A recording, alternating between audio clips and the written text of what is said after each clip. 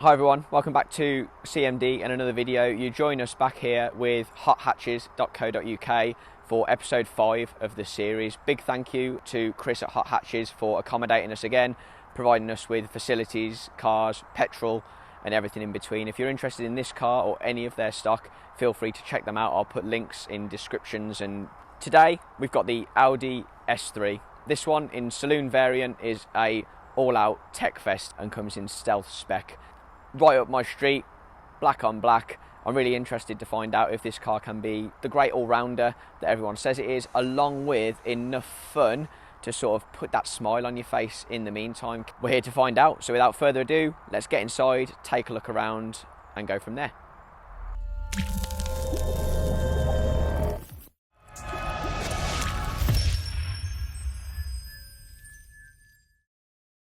First things first, while we're sort of getting out towards the main roads, let's talk spec. Try not to run over a pheasant. Faster. Only when visiting Hot Hatches have I got to be wary of running over a pheasant. So an awful lot of mod cons as standard. This S3 in particular, as I mentioned earlier, is laden with an awful lot of equipment. Pan sunroof, big fan of a sunroof. If you watch the channel, you'll already know that. Tech pack, virtual cockpit, that includes things like wireless charging, Bang & Olufsen sound system, so really nicely specced out. And then interior is very traditional Audi. Everything's neat, really nice touch leather dash, very smart. They've gone very minimalistic with a lack of buttons on sort of in front of you at touch point. There is an awful lot on the steering wheel, so you can toggle through all your menus and cockpits and everything else there. But ultimately, up in front of you, you've got everything to do with climate and air circulation and seats, i.e. heated.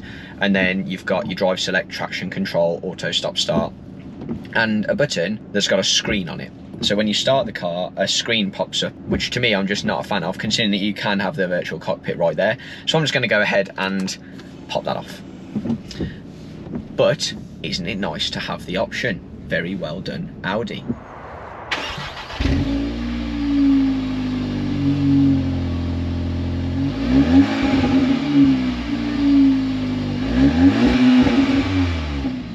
So what have these cars got in them? 2-litre engine, 300 brake horsepower, 295 pound-foot, but the major differential here between this and any other car like it is the Quattro, as we all know. And in true Great Britain fashion, despite the forecast being very dry for today, it is raining. So almost perfect conditions to see what a Quattro is capable of, really. It's a very comfortable, very easy place to sit. Let's see what the sound system's got in store. Yeah, it's certainly not lacking in sound quality. That is a very nice system. Helped by the fact, wow, this thing is direct. That the car's also actually very quiet. Yeah, it's very refined. Immediately at the first turn in, you notice that the car's direct. It certainly means business from the off. Brakes feel nice and solid, very assuring. Still in comfort, not pushing hard. Just getting a feel for how the car behaves. Oh yeah. Picks up nicely. You're going to cover ground fast in one of these cars without any trouble at all. I'm going to toggle through the drive modes, get into dynamic, engage flappy paddles. Sounds definitely better. There's not a huge amount in the cabin, but you can hear it's making a little bit more noise. Nothing to write home about, but not bad.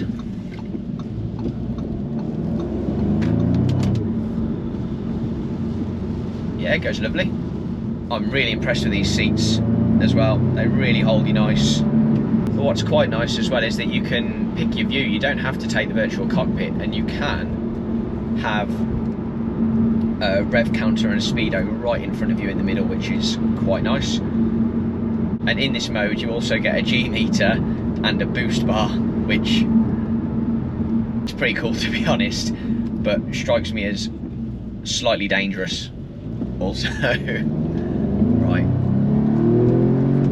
Oh yeah, it just, even in these conditions, it just finds grip and puts the power down very nicely. I was a bit worried actually that the power might feel a little bit underwhelming, especially with the lack of drama from the Quattro, but it really doesn't. You can push an awful lot of pace in this car if you want to, very quickly.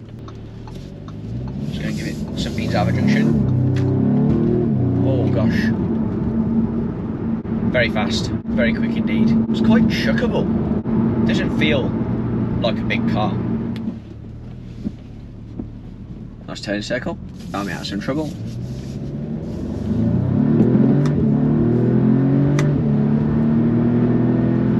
Yeah, really goes. I think because I saw the Audi badge. Arguably, when I see an Audi badge, I tend to switch off. They're historically not my thing, but I wouldn't let that detract from the fact that this thing really motors. Jesus. Yeah, goes lovely. I have very little experience with Pirelli P Zeros, that's what's on this car, but they seem to work perfectly well from where I'm sat. It's the sort of car that you would find yourself catching a lot of other cars up rather quickly, because there's not a huge amount of drama to the performance, and it doesn't necessarily feel like you're making a huge amount of pace. You know the car's quick, but it's quicker than it feels. It's very effortless, Handles lovely. What's nice about that though is when you click everything into dynamic, the steering doesn't go ridiculously heavy like it might do in a M140 as an example. So where Audi have really got that right is in configuration. Right.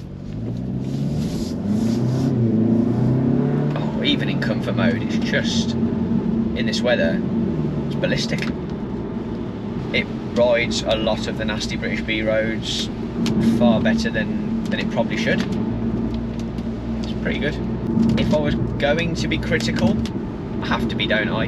And this is my general problem with these sorts of cars, as capable as they are. So I will give you this caveat. This car feels like it could go anywhere at any speed very safely. The four-wheel drive works really well. It's effortless performance. The automatic gearbox is immensely capable in both auto and manual mode. It'll shift fast. It's not dramatic. And you could sit in here all day, get out the other end and feel like you'd done not a huge amount of hard work. But that's where this car arguably falls short, is because it is so capable and it is so effortless. I don't feel like there's a huge amount of input and throttle combinations that would unsettle it. It is not a car that you would need to know how to drive well to drive well. And for some people, and I can completely get it, that works. It's its strength and its weakness, isn't it? You know, it's arguably too good, which I know sounds stupid, but look where it comes good. Wet, horrid junction, straight out, no drama. It's a great all-rounder. It's arguably faultless, if not a little numbing sound and a bit too easy to drive, which I'm aware how silly that sounds. Okay, so I know that sounds stupid, and actually, if you aren't after a huge amount of engagement or need to drive the car well to extract good performance, if you are just after a fast A to B, this thing has to be into consideration for you.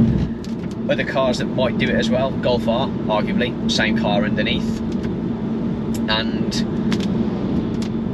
A45, A35 AMG, that's probably about it.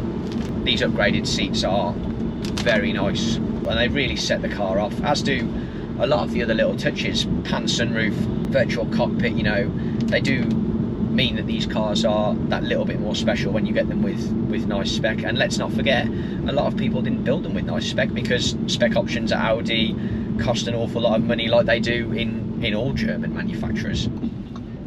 That skip lorry's making me nervous. Nice indicator. Yes, this thing is very stealth and could very easily go under the radar as a great little sleeper. As I've said earlier, the sort of the lack of drama, you could do anything to this car and it genuinely feels like it would just cope. Okay, you want full lock and full power at the same time, we'll make that happen. That's okay. We're Audi, we're Quattro. This is what we do. Is it raining? Is it snowing? Do we care? We're Audi. 4-wheel drive Quattro, mate. Final thoughts, really like it. Bit of a Swiss Army knife, this car. Not dramatic, can do absolutely everything you could ever want of it. Get the kettle on, Chris! Lovely. As always, guys, thank you so much for tuning in. I hope you really enjoyed the review of the Audi S3. It's been a great opportunity for me to get into one of these cars and experience them and see what they're all about. And on that note, if you are interested in this car or any of the cars featured in this playlist, please take the time to go and check out hothatches.co.uk. Chris and his team come with 5-star ratings and always stock the highest quality of cars. I've known Chris now for a number of months and I've always been immensely baffled at how he operates, in that he is completely uncompromising in the standard and level of car that he wants to stock and the standard of service that he wants to supply. He comes with a great reputation, and having seen him work, you can completely see why. Final thank you to you guys for tuning in. If you're new to the channel, Car Mad Dad is in the process of becoming a 100% not-for-profit charity. That means any views, likes, subscriptions, any ad revenue we generate is all going a big way to making a big difference in other people's lives. So if you like what you see, hit that like button, give me a subscribe, and I look forward to seeing you guys soon. Cheers.